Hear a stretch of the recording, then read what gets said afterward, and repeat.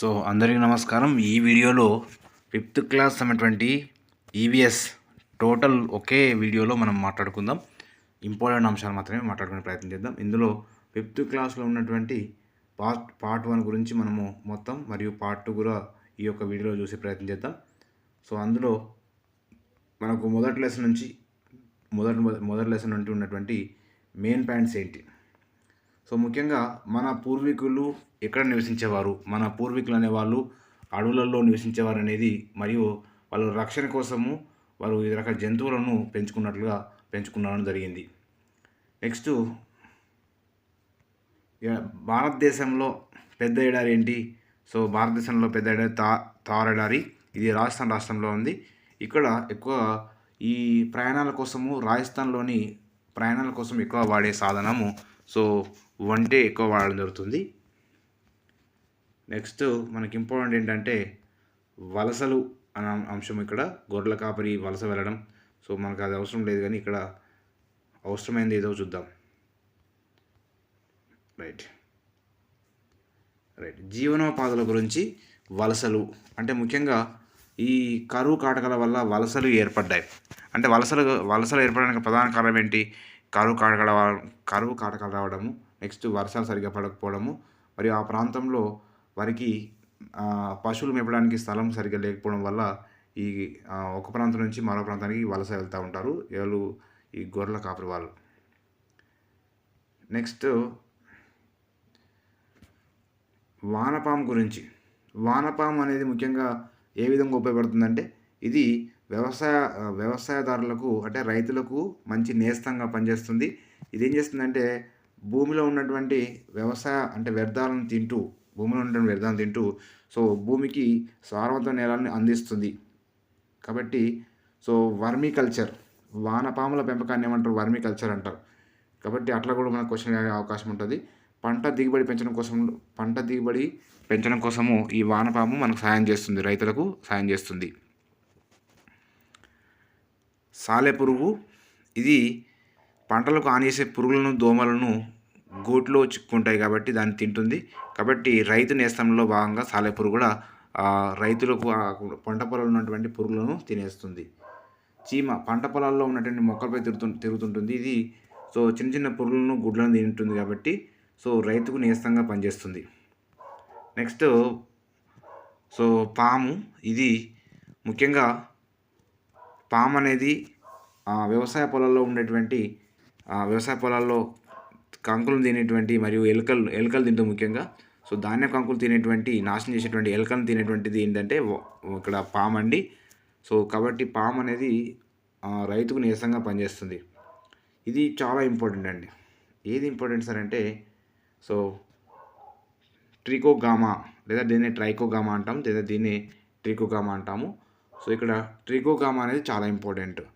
So జాతీయ వ్యవసాయ పరిశోధన మండలి ICAR, సో ICAR అనే శాస్త్రవేత్తలు దీన్ని ప్రయోగాలను సృష్టించడం జరిగింది.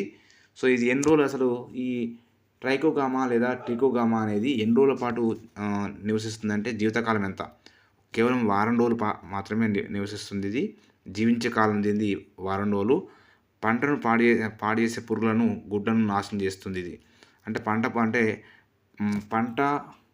పంటలను పాడు చేసేటువంటి పురుగులను, ఆ గుడ్లను నాశనం చేస్తుంది. అంటే ఈ ట్రైకోగామా అంటాం, దీన్ని ట్రికోగామా అంటాం, ట్రికోగామా లేదా ట్రైకోగామా అంటాం. రైట్. కాబట్టి చాలా చాలా ఇంపార్టెంట్.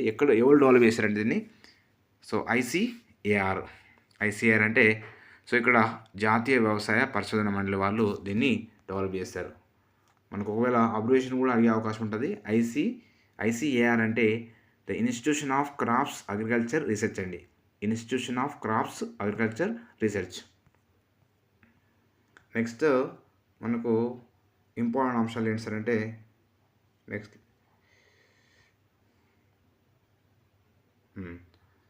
ఇక్కడ ఇదేం అవసరం లేదు, ఇక్కడ అవసరం ఇంపార్టెంట్ ఏం లేదు.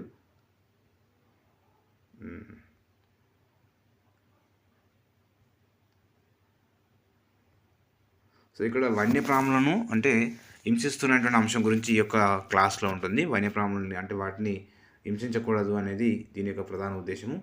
అందుకనే 1971లో వన్యప్రాణి సంరక్షణ చట్టం రావడం జరిగింది. వన్యప్రాణి సంరక్షణ చట్టం. దాని గురించి మనం క్వశ్చన్ అడుగుతారండి. ఇది ఇందులో ఏది ఎక్కడ చూద్దాం అది అంశాలు చూద్దాం. రైట్, ఇది చాలా ఇంపార్టెంట్ అండి. ఏది సార్ అంటే ఇది వన్యప్రాణి రక్షణ చట్టము 1971లో షెడ్యూల్ 1 ప్రకారము పులి, ఏనుగు, నెమలి మొదలైనటువంటి అడవి జంతువులను వేటాడడం, విక్రయించడం నేరము. ఈ నేరానికి పాల్పడిన వారికి 3 నుంచి 7 సంవత్సరాలు, ఎన్ని సంవత్సరాలు, 3 నుంచి 7 సంవత్సరాలు జైలు శిక్ష, ₹1,00,000 వరకు జరిమానా విధించడం జరుగుతుంది. కాబట్టి ఇక్కడ ఈ విషయం గుర్తుపెట్టుకోవాలి. ఏంటి సార్ అంటే వన్యప్రాణి రక్షణ చట్టం అనేది 1971లో వచ్చింది. షెడ్యూల్ 1 ప్రకారం పులి, ఏనుగు, నెమలి మొదలైనటువంటి అడవి జంతువులను వేటాడడం, విక్రయించడం కూడా నేరం అనేది. నేరానికి ఒకవేళ పాల్పడితే 3 నుంచి 7 సంవత్సరాల వరకు సో వాళ్ళు జైలు శిక్ష ఉంటుంది, ₹1,00,000.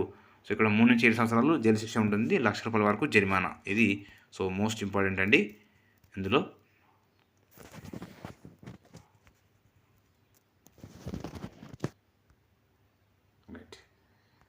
నెక్స్ట్ మనకు 5th క్లాస్లో వచ్చేసి మోస్ట్ ఇంపార్టెంట్ ఎక్కడ సార్ అంటే ఇక్కడ భూమిపై అసలు మనిషివాడు లేని కాలంలో సగటున ఏడాదికి ఒక జీవజాతి మాత్రమే నశిస్తుండేది. కాబట్టి ప్రకృతి సహజం కానీ నేను మాత్రము ప్రతి 20 నిమిషాలకు ఒక జాతి కనుమరుగుతుంది. ఇక్కడ అడుగుతాడు ప్రతి 20 నిమిషాలకు ఒక జాతి అనేది కనుమరిపోతుంది. సో ఇక్కడ భారతదేశ జాతీయ జంతువు రాయల్ బెంగాల్ టైగర్. ఒకప్పుడు పుల్ల సంఖ్య ఎక్కువగా ఉండేది, ప్రజెంట్ తగ్గుతుంది అన్నటువంటి ఆందోళన ఇక్కడ చెప్తుంది. నెక్స్ట్ ఇది ఇంపార్టెంట్ అండి. ఇక్కడ కోటలో కనిపిస్తుంది అండి. రైట్, సార్ అంటే ఈ ఫోటోలో కనిపిస్తున్న పక్షి పేరు రాబందు.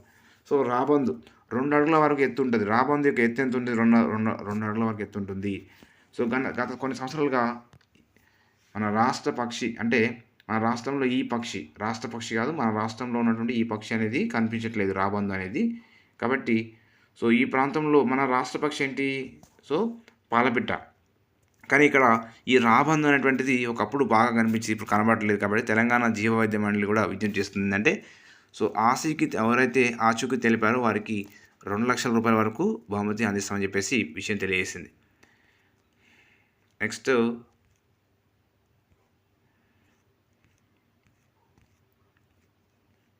కేవలం ఇంపార్టెంట్ అంశాలు మాత్రమే ఈ యొక్క వీడియోలో చూసే ప్రయత్నం చేద్దాం. మోస్ట్ స్పీడ్గా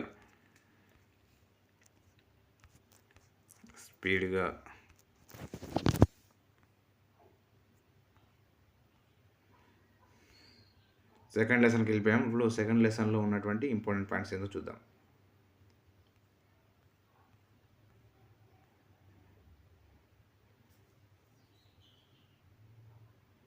ఓకే, సెకండ్ లెసన్లో ఏంటంటే ముఖ్యంగా ఆహార పంటలు ఏంటంటే ఇక్కడ సో జొన్న, మొక్కజొన్న ఆహార పంటల గురించి అడిగిండు. మొక్కజొన్న సో అదేవిధంగా వరి, చెరుకు అనేది ఆహార పంటలు. నెక్స్ట్ వాణిజ్య పంటలు అడిగిండు. వాణిజ్య పంటలు ఏంటంటే చెరుకు, నూనె గింజలు, పసుపు, జనుము ఇవి వాణిజ్య పంటల కింద వస్తుంది. నెక్స్ట్ ఈ లెసన్లో ఇంపార్టెంట్ ఏంటంటే ఇక్కడ ఉంటుందండి, చాలా ఇంపార్టెంట్. ఆ అంశం గురించి మాట్లాడదాం. సో ఏంటంటే రైట్, మీకు తెలుసా అనేది ఇక్కడ నుంచి మీకు అడుగుతారు క్వశ్చన్. రైట్, మన రాష్ట్రంలోని కొన్ని దశాబ్దాల క్రితము దాదాపుగా 5,400 రకాల వరి వంగడాలు, చాలా చాలా ఇంపార్టెంట్. వరి వంగడాలు ఎంత ఉన్నాయి ఇక్కడ? 5,400. సో 740 మామిడి మరియు 3,800 వంకాయ రకాల సో ఉండేటివి. అంటే ఇవన్నీ కూడా ఏంటంటే సో వంగడాలు అంటే నూతన విత్తనాలు అన్నట్టు. సో వరి వంగడాలు ఎన్ని ఉన్నాయి? 5,400. మామిడి ఎంత ఉన్నాయి? 740. సో వంకాయ రకాలు 3,500. సంప్రదాయ పంట విత్తనాలు జీవ పదార్థాలు భద్రపరచడంలో ఇవి. సో కాబట్టి అవి అడుగుతాడు. మన దేశంలో national bureau of plant genetics సంస్థ వాళ్ళు మొక్కల జన్యువులు సేకరించి భద్రపరుస్తుంది అంటాడు. కాబట్టి ఇక్కడ ఎట్లా క్వశ్చన్ అడుగుతాడంటే సో మన దేశంలోని ఈ యొక్క మొక్కల జన్యువులను సేకరించి భద్రపరిచే సంస్థ ఏదంటాడు. మొక్కల జన్యువులను సేకరించి భద్రపరిచే సంస్థ ఏదంటే national bureau of plant genetics. గుర్తుపెట్టుకోండి, national bureau of plant genetics అనేది ఇది ఆ సంస్థ వాళ్ళు ఈ యొక్క మొక్కలను జన్యువులు సేకరించి వాళ్ళు చేస్తూ ఉంటారు. ఇక్కడ ఇంకొకటి ఏంటంటే నాగులు అనేటువంటి అంశం. సో నాగులు అంటే ఏంటంటే ముఖ్యంగా వరి వేసే సమయంలో అంటే మామూలుగా విత్తనాలు వేసే సమయంలో బదలు తీసుకొని మళ్ళీ తిరిగి వేయడం అన్నట్టు, తిరిగి వేయడాన్ని నాగులు అంటాం. పంట వచ్చిన తర్వాత తీసుకున్న దానికి అదనంగా కలిపి తిరిగి ఇచ్చేదాన్ని ఏమంటారంటే నాగులు అంటాం. సో ఒక రైతు ఒకరికి దగ్గర నుంచి మరొక విత్తనాలు తీసుకునేవారు, అంటే ఒక రైతు నుంచి మరొక రైతు విత్తనాలు తీసుకునేవారు. ఈ పంట వచ్చిన తర్వాత ఏం చేశారంటే దానికి కొంత అదనంగా కలిపి ఇచ్చేవారు. దీన్ని ఏమంటారంటే నాగులు అంటాం. నాగులు అంటాం. ఓకేనా, నాగులు.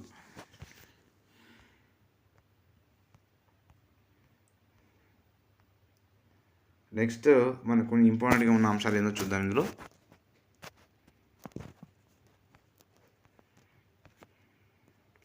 రైట్, ఇక్కడ ఇది చాలా ఇంపార్టెంట్. ఏదంటే ఈ మనెమ్మ గురించి,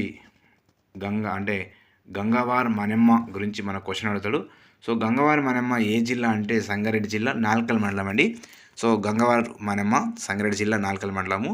సో గంగవారు గ్రామం, నాకు 3 ఎకరాల పొలం ఉండేది ఇక్కడ. ఎర్రనేళ్ళు చాలా ఏళ్ల పాటు పొలాన్ని వృధాగానే ఉండేవాళ్ళం. కాబట్టి ఇక్కడ ముఖ్యంగా ఎప్పుడో వర్షం వస్తుంది కాబట్టి జొన్నలు, సజ్జలు వంటి ఎక్కువ పండించేవాళ్ళు. సో ఇక్కడ అడుగుతాడు, సో ఏ సంస్థ సహకారంతో వీళ్ళు వాళ్ళ ఒక విధానంలో మార్చుకున్నారు సార్ అంటే Deccan development society. So Deccan development society వాళ్ళు ఈ యొక్క మనెమ్మకు సహకారం చేయడం జరిగింది. ఆ సంస్థలో వీళ్ళందరూ కూడా సభ్యులుగా చేరి వాళ్ళ యొక్క జీవితాన్ని మారిపోయింది.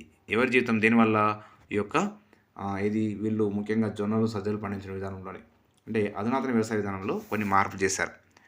వ్యవసాయం చేయడంలో గింజలు కొనడం, పంటలు చేయడం, దాన్ని అమ్ముకోవడం అంటే చాలా ఇబ్బందులు ఉండేవి. ఈ విషయంలో వాళ్ళు కొంతవరకు ఈ యొక్క దక్కన్ డెవలప్మెంట్ సొసైటీ ద్వారా వీళ్ళకు సహకారం జరిగింది. ఓకేనా. ముఖ్యంగా సంప్రదాయ పద్ధతులు పాటిస్తూ తక్కువ నీటితో పండే తోగాళ్ళు అంటే ఇక్కడ కంది, పచ్చజొన్న అంటే పచ్చజొన్నలు, తైదలు అంటే రాగులు, సో బొబ్బర్లు అంటే అలసందలు, అనుములు, పెసర్లు, కొర్రలు, ఉలువలు, పల్లీలు, సజ్జలు పండిస్తున్నారు. సో వీటికి ఎక్కువ నీరు అవసరం లేదు. కాబట్టి ఎక్కువ నీరు అవసరం లేని పంటలు ఏంటంటే సో తోగళ్ళు అంటే ఏంటి? కంది, పచ్చజొన్నలు అంటే తైదలు, పచ్చజొన్నలు, తైదలు అంటే రాగులు, బొబ్బర్లు అంటే అలసందలు. కాబట్టి వీటి తక్కువ నీరు అవసరమై ఉంటుంది. నెక్స్ట్ మనకు ఇంపార్టెంట్ ఏంటో చూద్దాం. నెక్స్ట్ ఏంటంటే గంగవారి మనెమ్మ లాంటి అనేక మంది సాంప్రదాయ పద్ధతుల్లో దేశీవాళి విత్తనాలతో పంటలు పండిస్తున్నారు. సంగారెడ్డి జిల్లా జైరాబాద్ మండల పరిసర ప్రాంతంలో దక్కన్ డెవలప్మెంట్ సొసైటీ జీవ వైవిధ్య వ్యవసాయం ప్రోత్సహిస్తుంది. అడుగుతారు ఏ జిల్లాలో అంటే సంగారెడ్డి జిల్లాలోని జైరాబాద్ పరిసర ప్రాంతాల్లోని దక్కన్ డెవలప్మెంట్ సొసైటీ వాళ్ళు ఈ యొక్క జీవ వైవిధ్య వ్యవసాయాన్ని ప్రోత్సహిస్తుంది. కాబట్టి క్వశ్చన్ ఎలా ఆడుతానంటే సో దక్కన్ డెవలప్మెంట్ సొసైటీ వారు ఏ విధానాన్ని ప్రోత్సహిస్తారంటే జీవ వైవిధ్య వ్యవసాయ విధానాన్ని ప్రోత్సహిస్తుంది. అక్కడ అది చాలా ఇంపార్టెంట్. అంటే ఇక్కడ సేంద్రియ ఎరువులను వాడడం కోసము ఇక్కడ కొన్ని ప్రధాన అంశాలు తెలియజేస్తుంది అన్నట్టు. నెక్స్ట్ ఇక్కడ ఏంటంటే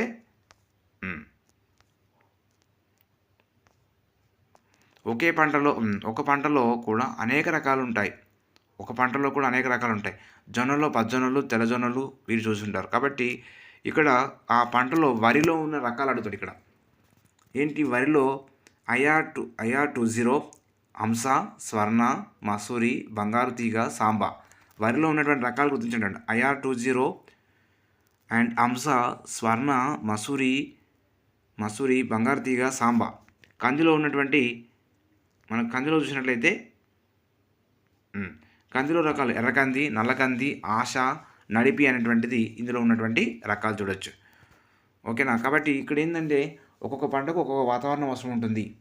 2-3 నెలల్లో సో మనకు చేతికొచ్చే పంటలు ఉంటే కొన్ని 6 నెలల సమయం పడుతుంది. కాబట్టి సో ఇక్కడ ఎక్కువ కాలం పట్టే పంట అన్నప్పుడు చెరుకు చెప్పండి. చెరుకు పంట సుమారుగా 9 నెలల నుంచి 12 నెలలు పడుతుంది.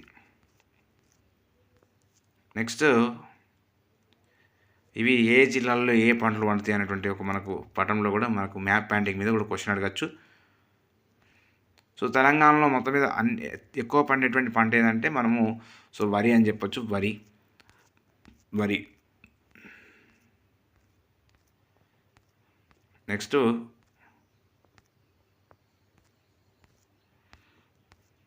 థర్డ్ లెసన్లో ఉన్నటువంటి ముఖ్యమైన అంశాలు. రైట్. సో మన రాష్ట్రంలో ముఖ్యంగా ఏ రాష్ట్రంలో అయినా ఎంత శాతం ఉండాలి? ఇక్కడ భూమి అంటే మొత్తం అడవుల భూమి మీద అడుగున్నటువంటి మొత్తం విస్తీర్ణంలో ఎంత ఉండాలంటే 1/3 ఉండాలి. అంటే మొత్తం భూమిలో 1/3 ఉండాలి, లేదా 33% ఉండాలి. మొత్తం భూభాగంలోని 33% ఉండాలి. సో దీనికి తగ్గిపోతుంది కాబట్టి సో మన దేశంలో ప్రస్తుతం మొత్తం భూభాగంలో 21%, అంటే భారతదేశంలో 20% అడవులు అనే అంశాన్ని కూడా తెలియజేసిండు. కాబట్టి అడవుల విస్తీర్ణం తగ్గుదల వల్ల పక్షులు జంతువుల సంఖ్యకు తగ్గుతుంది. సో ఇది కూడా ఒక కారణం. నెక్స్ట్ మనకు ఈ యొక్క లెసన్లో ఉన్నటువంటి మెయిన్ పాయింట్స్ ఏంటి సార్ అంటే,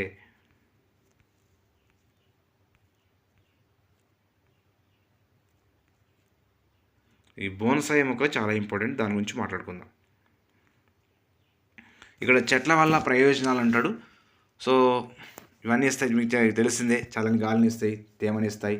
గాల్లో తేమను కూడా ఇస్తాయి అండి. చెట్ల వల్ల నీడని ఇస్తాయి, పూలు పండ్లు ఇస్తాయి, వంట చెరుకుని ఇస్తాయి, వర్షాలు రావడానికి దోహదపడతాయి, వరదలు నేలకొత అరికడతాయి. చూడండి, వరదలు నేలకొతను కూడా అరికట్టేది కూడా చెట్ల వల్లనే. ఆదాయాన్ని ఆరోగ్యాన్ని ఇస్తాయి, పచ్చదనం మానసిక ఉల్లాసాన్ని ఇస్తాయి, ప్రాణవాయువుని అందిస్తాయి, ఎన్నో జీవులకు ఆహారం ఇస్తాయి, ఎన్నో జీవులకు ఆశ్రయం ఇస్తాయి. ఓకేనా, కాలుష్య నియంత్రణలో భాగంగా ఉంటాయి. ఇక్కడ ఏంటంటే మనం బోన్సాయి మొక్క గురించి ఇంపార్టెంట్. మామిడి, చింత, మర్రి, నారింజ వంటి చెట్లు చాలా పెద్దగా ఉంటాయి. కాబట్టి ఇక్కడ ఏంటంటే సంప్రదాయ లేదా చిన్న కుండీలో పెంచడానికి బోన్సాయి వామన వృక్షాలు ఉంటాం. అంటే సో పెద్ద పెద్ద వృక్షాలు కూడా చిన్న కుండీలో పెంచడానికి ఉపయోగపడుతుంది. లేదా ఎలా అంటే చిన్న ఒక మొక్క వలె ఉంటుంది అది. సో ఎంత అవతారంలో ఉన్నప్పటికీ కూడా దాని యొక్క అవతారంలో మార్పు ఉండదు, కానీ చిన్న మొక్కలాగా ఉంటుంది. సో ఇప్పుడు మర్రి చెట్టు అంటే మర్రి చెట్లాగానే ఉంటుంది, దాని ఊడలు ఉంటాయి, కానీ దాని యొక్క ఆకారం అనేది చిన్నగా ఉంటుంది. అలాంటి కళనే జపాన్ సంప్రదాయ కళ అంటాము. జపాన్ దేశపు సంప్రదాయ కళ దీన్ని బోన్సాయి అంటాం, లేదా వామన వృక్షాలు అంటాం. దీన్ని వామన వృక్షం. అది ఇంపార్టెంట్ క్వశ్చన్, మనకు అట్లా అడగచ్చు. నెక్స్ట్ మనకు వచ్చేసి మొక్కల మీద మనకు ఒకటి గ్రీన్ కౌన్సిల్ ఉంటుంది, వీటి మీద మనము క్వశ్చన్ అడిగే అవకాశం ఉంటుంది. రైట్, మొక్కలు నాటడం వాటి సంరక్షణ గురించి మనకు వచ్చినటువంటి ప్రధాన అంశం ఏంటంటే సంస్థలు, అంటే ఈ సంస్థ ఏది, so council for green revolution అనే సంస్థ వాళ్ళు, కౌన్సిల్ ఫర్ గ్రీన్ రెవల్యూషన్ అనే సంస్థ వాళ్ళు ముఖ్యంగా మొక్కలను పెంచాలని ఒక లక్ష్యంతో సో వీళ్ళు ఈ సంస్థ 1,000,000 మొక్కలు నాటాలని శ్రీకారం చుట్టుకుంది. ఏ సంస్థ వాళ్ళు? కౌన్సిల్ ఫర్ గ్రీన్ రెవల్యూషన్ వాళ్ళు. సో 650 ప్రభుత్వ పాఠశాలలో మొక్కలు పంపిణీ చేసింది. ఒక్కొక్క విద్యార్థికి 5 మొక్కలు ఇచ్చారండి. ఎట్లా అడుగుతారంటే సో అంటే కౌన్సిల్ ఫర్ గ్రీన్ రెవల్యూషను అనేటువంటి సంస్థ సో ప్రధాన ఉద్దేశం ఏంటంటే సో 1,000,000 మొక్కలు నాటే కార్యక్రమాన్ని శ్రీకారం చుట్టింది. ఎన్ని పాఠశాలల్లో? 650 పాఠశాలల్లో. ఒక్కొక్క విద్యార్థికి ఎన్ని మొక్కలు? 5 మొక్కలు సో పెంచిన ఉద్దేశంతో. ఇందులో దాని గురించి కొన్ని ప్రధాన అంశాలు కూడా ఇవ్వడం జరిగింది. పాఠశాలలో మొక్కలు నాటుతున్న ఉపాధ్యాయులు, విద్యార్థులు కౌన్సిల్ ఫర్ గ్రీన్ రెవల్యూషన్ అధ్యక్షురాలు ఓలు అంటాడు. So council for green revolution అధ్యక్షురాలు శ్రీమతి లీలా లక్ష్మారెడ్డి. లీలా లక్ష్మారెడ్డి ఎవరో కౌన్సిల్ ఫర్ గ్రీన్ రెవల్యూషన్. అది చాలా ఇంపార్టెంట్. నెక్స్ట్ ఇక్కడ కౌన్సిల్ ఫర్ గ్రీన్ రెవల్యూషన్ వారు 1,000,000 మొక్కలు సంకల్పంతో వనపేరణ ఉద్యమం చేపట్టిందండి. ఇక్కడ అడుగుతాడు, కౌన్సిల్ ఫర్ గ్రీన్ రెవల్యూషన్లో భాగంగా 1,000,000 మొక్కలు సంకల్పం భాగంగా ఏ ఉద్యమం చేపట్టారు? వనపేరణ ఉద్యమం చేపట్టింది. ఏ ఉద్యమం అండి? వనపేరణ ఉద్యమము. కాబట్టి ఇది ముఖ్యంగా మహబూబ్నగర్, నల్గొండ, వరంగల్, రంగారెడ్డి జిల్లాల్లో కొనసాగుతుంది. సో ఎట్లా అడుగుతుందంటే కౌన్సిల్ ఫర్ గ్రీన్ రెవల్యూషన్ అనేది ఏ జిల్లాలో కొనసాగుతుంది అంటే మహబూబ్నగర్, నల్గొండ, వరంగల్, రంగారెడ్డి ఈ జిల్లాల్లో కొనసాగుతుంది. మెదక్ జిల్లాలో కూడా వనపేరణ ఉద్యమం అమలు చేస్తున్నారు. సో ఒక రోజు 2 లక్షల విద్యార్థులు 10 లక్షల మొక్కలు నాటడం జరిగింది. సో దాంతోపాటుగా వాళ్ళు ప్రతిజ్ఞ కూడా చేయడం జరిగింది. సో ఇక్కడ మళ్ళొకసారి రిపీట్ చేస్తున్నాను. So council for green revolution యొక్క అధ్యక్షురాలు లీలా లక్ష్మారెడ్డి గారు. ఒక విద్యార్థికి ఎన్ని మొక్కలు? 5 మొక్కలు ఇవ్వాలి. ఒక విద్యార్థికి 5 మొక్కలు ఇవ్వాలి. ఇక్కడ ఇచ్చిండు, పచ్చదనానికి మారుపేరుగా నిలిచినటువంటి ఇటీవల హరిత పాఠశాల అవార్డు పొందినటువంటి పాఠశాల ఇది ఇంపార్టెంట్, ఇది కూడా అడుగుతాడు. సో ఈ మధ్య కాలంలో హరిత పాఠశాల అవార్డు పొందిన పాఠశాల గడ్డంపల్లి పాఠశాల. ఏ పాఠశాల? గడ్డంపల్లి పాఠశాల. ఇది ఏ జిల్లాలో ఉంది? నాగర్ జిల్లాలో ఉంది. తెలకపల్లి మండలం, అంటే నాగర్ జిల్లా తెలకపల్లి మండలం. ఈ యొక్క ప్రధాన ఉపాధ్యాయులు పిల్లలు కలిసి తమ పాఠశాల హరిత పాఠశాలగా చేయాలన్నారు. కాబట్టి కౌన్సిల్ ఫర్ గ్రీన్ రెవల్యూషన్ సంస్థ వారు ఈ యొక్క పాఠశాలకు వివిధ రకాలకు చెందినటువంటి 400 మొక్కలు విద్యార్థులకు అందజేశారు. కాబట్టి ఏ పాఠశాల అంటే గడ్డంపల్లి సో పాఠశాల అనేది వాళ్ళు వీళ్ళకి అవార్డు రావడం జరిగింది. అవార్డు ఏది హరిత పాఠశాల అవార్డు. ఓకేనా, రైట్. నెక్స్ట్ ఇంపార్టెంట్ సార్ అంటే సో వన ప్రేరణ ఉద్యమం అనేది ముఖ్యంగా దేనిలో భాగంగా వచ్చింది? కౌన్సిల్ ఫర్ గ్రీన్ రెవల్యూషన్ యొక్క అందించిన మొక్కలు దాని ఆధారంగా వచ్చింది. సో దీనిలో భాగంగా ఎవరైతే ప్రకృతి పరిరక్షణ పట్ల శ్రద్ధ కనబరిచి విద్యార్థులకు అంటే ఎవరైతే విద్యార్థులు ప్రకృతి పట్ల పరిరక్షణ పట్ల ఎక్కువ శ్రద్ధ కనబరుస్తారో వారికి వనప్రేమి పురస్కారం కూడా మెడికల్తో అంటే వనప్రేమి పురస్కారంతో మెడల్తోని కౌన్సిల్ ఫర్ గ్రీన్ రెవల్యూషన్ను సత్కరిస్తుంది. కాబట్టి ఏ పేరుతో ఇస్తారంటే వనప్రేమి పురస్కారము ఒక మెడల్ ఇస్తారు. ఎవరు ఇస్తారు? కౌన్సిల్ ఫర్ గ్రీన్ రెవల్యూషన్ వాళ్ళు. ఓకేనా. నెక్స్ట్ వచ్చేసి మనకి ఇంపార్టెంట్ ఏంటంటే ఇక్కడ గ్రామీణ ప్రాంతాల్లో ఉపాధి కోసము జనాభా నగరాలు పట్టణాలకు వలస వస్తుంది. నగరాల్లో 67% మంది జనం చూడండి. ఇక్కడ నగరాలలో ఎంత శాతము మంది జన్మిస్తున్నారు? 67% అని గుర్తుపెట్టుకోండి. ఎంత శాతం అండి? సో నగరాల్లో జనాభా పెరిగిపోవడం వల్ల ఏం పెరుగుతుంది? వ్యర్థ పదార్థాలు సమస్యలు ఏర్పడుతున్నాయి. కాలుష్యంతో పాటు ఉష్ణోగ్రత పెరుగుతుంది. ఈ నేపథ్యంలో చెత్త సమస్యకు పరిష్కారము చేసేలా జీవ సంబంధ వ్యర్థ పదార్థాలు ఎరువుగా మార్చి కూరగాయల సాగు చేసేందుకు వీలుగా ప్రణాళిక రూపొందించారు. ఒక హైదరాబాద్ నగరంలోనే చెత్తను తరలించేందుకు కోట్లాది రూపాయలు వెచ్చించాల్సి వస్తుంది. జీవ సంబంధ వ్యర్థాల నుండి సేంద్రియ ఎరువులు తయారు చేయడం వల్ల చెత్త తరలించేటువంటి సమస్య తీరనుంది. కాబట్టి ఇది జీవ సంబంధ ఎరువుల కోసము ప్రధాన అంశం ఇక్కడ. నెక్స్ట్ మనకు పెరట్లో కూరగాయల గురించి ఏం చెప్పిందంటే ఇక్కడ ఏంది ఇంపార్టెన్స్ అంటే కల్తీ కూరగాయలు తినడం వల్ల అంటాడు. కల్తీ కూరగాయలు తినడం వల్ల ఏమొస్తుంది? రక్తపోటు, మధుమేహము, క్యాన్సర్ వంటి వ్యాధులు వస్తాయి. కల్తీ కూరగాయలు తినడం వల్ల ఏమొస్తుంది? రక్తపోటు, మధుమేహం అంటే షుగర్ వస్తుంది, క్యాన్సర్ వంటి వ్యాధులు కూడా వస్తాయి. కాబట్టి కల్తీ కూరగాయలు తినకూడదు. నెక్స్ట్ ఇక్కడ ఇంకో అంశం ఉంటుంది. వేప చెట్టు ఐక్యరాజ్య సమితి ఏ వృక్షంగా పేర్కొన్నది? శతాబ్ది వృక్షంగా ప్రకటించింది. వేప 1000 రోగాలకు మందు, వ్యాధులకు ఖర్చు పెట్టకు మేలు అంటే ఖర్చు పెట్టకు మేలు, వేప మొక్కలు పెంచుట మేలు అనేటువంటి ఒక నినాదము. సో వేప చెట్టును ఏం చేయాలంటే శతాబ్ది వృక్షంగా ఎవరు ప్రకటించారు? ఐక్యరాజ్య సమితి అంటే యుఎన్ఓ ప్రకటించింది. అందులో అది ఇంపార్టెంట్. నెక్స్ట్ వచ్చేసి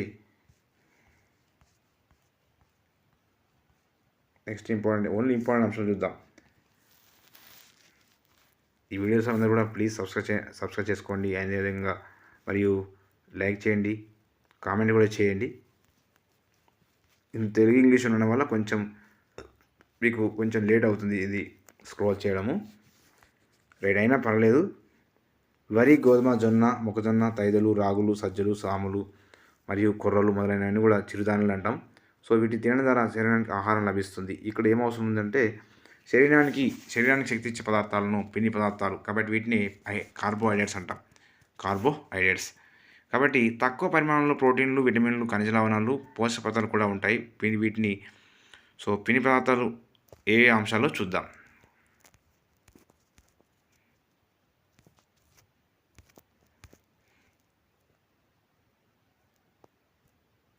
ఇక్కడ ఏంటంటే ఆలుగడ్డ, చక్కెర, బెల్లం, చిలకడదుంప, రకరకాల పండ్లతో కూడిన శక్తినిచ్చే పోషక పదార్థాలు ఉంటాయి.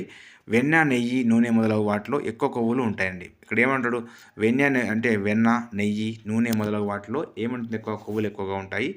ఆలుగడ్డ, చక్కెర, బెల్లం, చిలకడదుంపలో ఈ రకరకాల పండ్లలో శక్తినిచ్చే పోషక పదార్థాలు ఎక్కువగా ఉంటాయి.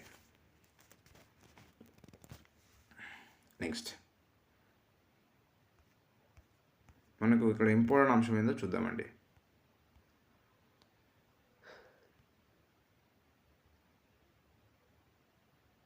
ఇక్కడ ఇంపార్టెంట్, మన శరీరంలో ఎప్పటికప్పుడు కొత్త కణాలు చనిపోతూ వాటి స్థానంలో కొత్తవి పుడుతూ ఉంటాయి. దెబ్బలు తగినప్పుడు, గాయాలు ఏర్పడినప్పుడు మార్పడానికి కొత్త కణాలు పుడతారు. కొత్త కణాలు పుట్టడంలో, గాయాలను పుండ్లను మార్పడంలో ప్రోటీన్లు అనేది అవసరం. ఇక్కడ అడుగుతాడు, కొత్త కణాలు పుట్టడంలో, గాయాలను పుండ్లను మార్పడంలో ప్రధానంగా మనకి ఏం అవసరం అండి? ప్రోటీన్లు అవసరం.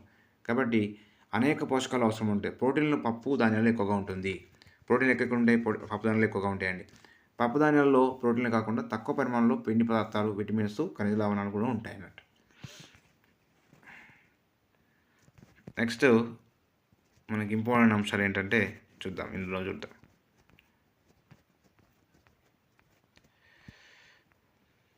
రైట్, చూడండి ఇక్కడ.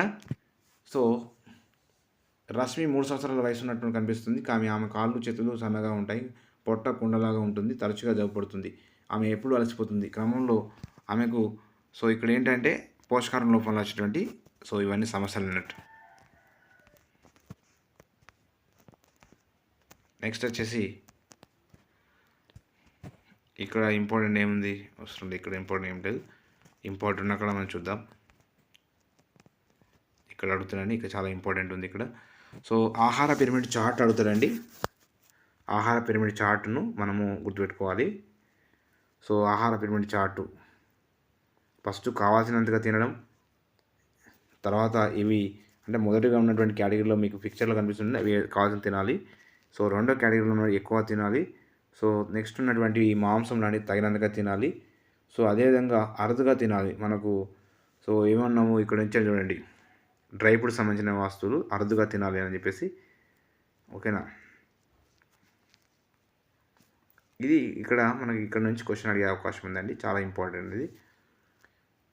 ఒక మధ్య రకం సైజులో ఉండేటువంటి టమాటాల్లో 1.08 గ్రామ్ ప్రోటీన్లు, 1.5 గ్రాముల ఫైబర్ ఉంటుందండి. కాబట్టి సో టమాటా గురించి మనం చాలా ఇంపార్టెంట్. టమాటాలో 1.08 గ్రామ్ ప్రోటీన్ ఉంటుందండి. ప్రోటీన్ ఎంత ఉంది 1.08. సో ఫైబర్ ఎంత ఉంది 1.5 ఫైబర్ ఉంటుంది. అంతేకాకుండా పొటాషియం, ఫాస్ఫరస్, మెగ్నీషియం, సోడియం వంటి ఖనిజాలు కూడా పుష్కలంగా ఉంటాయి. వీటితో పాటుగా vitamin A, vitamin B2, B6, vitamin E, vitamin C, vitamin K తదితర విటమిన్లు కూడా ఇందులో టమాటాలు సమృద్ధిగా ఉంటాయి. దీని నుండి 22 క్యాలరీల శక్తి లభిస్తుంది. చాలా ఇంపార్టెంట్. ఏ విటమిన్ ఉంటాయంటే vitamin A, vitamin B2, so vitamin B6, vitamin E, vitamin C, vitamin K. దాంతోపాటుగా దీనివల్ల 22 క్యాలరీల శక్తి లభిస్తుంది రైట్. కాబట్టి అవి చాలా ఇంపార్టెంట్ అండి. అక్కడ నుంచి క్వశ్చన్ అడిగే అవకాశం ఉంది. ఓకే, ఈ వీడియోలో సుమారుగా మ్యాక్సిమం కొన్ని లెసన్లు కవర్ చేస్తున్నాం.